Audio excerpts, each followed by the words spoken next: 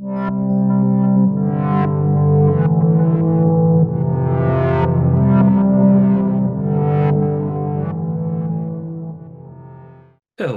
I'm Bretton, one of our MCAT tutors here at Inspira Advantage, where we help students get accepted into medical school and other professional programs. Welcome to MCAT Bites. Today, we're exploring the incredible world of multicellular organisms. We'll examine how molecules, cells, and groups of cells assemble to create complex life forms capable of amazing feats. But that's not the only amazing feat. The most spectacular will be how many more points you will get on the biochem sections of the MCAT. This stuff is incredibly important. Anywhere from 10 to 20% of the questions involve you understanding this very deeply. So you super duper want to pay attention. And I'd also suggest making some Anki cards on this video as well. Let's begin with a little bit about multicellular organisms. They're composed of multiple cells working together. These can range from single life forms like sponges to complex creatures like humans or butterflies. What sets them apart is their specialization and cooperation of their cells. Looking at the cellular level, in multicellular eukaryotes, cells contain membrane-bound organelles that compartmentalize various functions. For example, the nucleus houses DNA, mitochondria produce energy, and the endoplasmic reticulum is involved in protein synthesis and transport. Quick concept check. What is the main function of a mitochondria? 3, 2, 1. It is to produce ATP through cellular respiration. The highly folded inner membrane of mitochondria, called cristae, increase surface area for the ETC, or electron transport chain, maximizing ATP production. Now let's scale up to tissues. Tissues are groups of similar cells that work together to perform a specific function.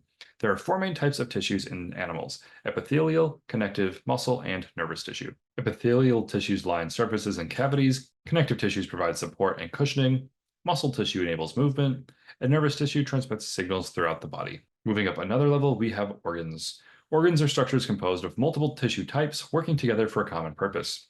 Let's use the human heart as an example. It contains cardiac muscle tissue for pumping, connective tissue for structure, and epithelial tissue lining blood vessels. Organs that combine to form organ systems. The circulatory system, for instance, includes the heart, blood vessels, and blood. These organ systems work together to maintain homeostasis throughout the body. Now let's discuss how cells communicate and coordinate in multicellular organisms. This happens through various signaling pathways. For example, in endocrine signaling, hormones are released into the bloodstream and affect target cells throughout the body. Here's another question for you. What's the difference between endocrine and paracrine signaling? Well, endocrine signaling involves hormones traveling through the bloodstream to affect distant target cells, while paracrine signaling affects nearby cells through local diffusion of signaling molecules. Now, an important component in the multicellular organisms is something called the extracellular matrix, or ECM. This is a complex network of proteins and carbohydrates that provide structural and biochemical support to surrounding cells. Common ECM components include collagen, elastin, and proteoglycans. The ECM isn't just a passive scaffold. It plays important roles in cell adhesion, cell-to-cell communication, and differentiation. For instance, in embryonic development, changes in the ECM composition can signal cells to differentiate into specific types. Speaking of development, multicellular organisms have fascinating processes for growth and differentiation. Stem cells play a crucial role here. These are undifferentiated cells that can develop into various cell types. In adults, they're important for tissue repair and regeneration. Lastly, let's touch on how multicellular organisms maintain their complex structure.